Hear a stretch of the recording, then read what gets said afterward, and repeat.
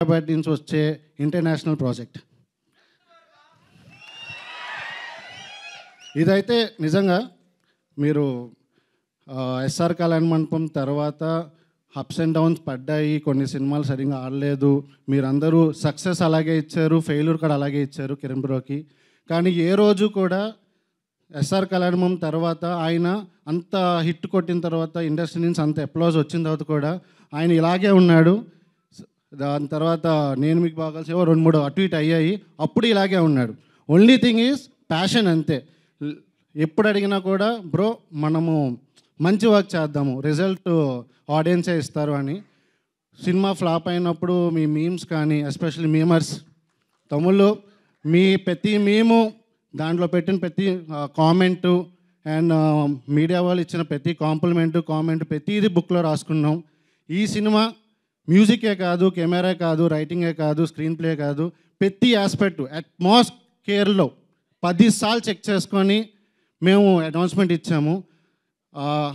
1 year back rules అంజన్లో ఆయన ఒక మాట ఇచ్చాడు, నేను మళ్ళీ 1 year తర్వాత ఒక కంటెంట్తో వస్తా అనేసి. ఆయన మాట మీద నిలబడ్డాడు, ఇంకా మీరు మాట మీద నిలబడండి.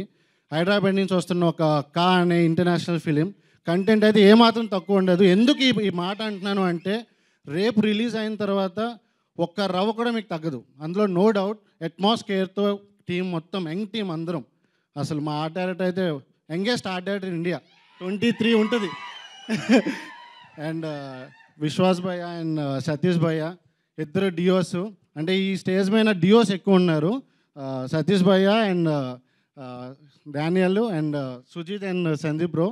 మనకి డియోస్ డైరెక్టర్స్ అంటే రాజ్ అండ్ డీకే గుర్తొస్తారు. వాళ్ళ తర్వాత మళ్ళీ వీలే, ఎందుకంటే అంత క్లారిటీ అండ్ అస్సలు కాంప్రమైజ్ అవ్వలేదు అస్సలు. ఈరోజు మార్నింగ్ 5 వరకు కూడా సౌండ్ కాదు, అది కాదు, ఇది కాదు అనేసి కూర్చొని దగ్గరుండి చేశారు. ఒకటే కిరణ్ భయ్య మాకు నమ్మిచ్చారు, ఆయన నమ్మకానికి 100% ఇస్తాము అనే దాంట్లోనే ఉన్నారు తప్ప వాళ్ళ కెరియర్ అదే ఆలోచించలే. కిరణ్ భయ్య నమ్మకం అంతే.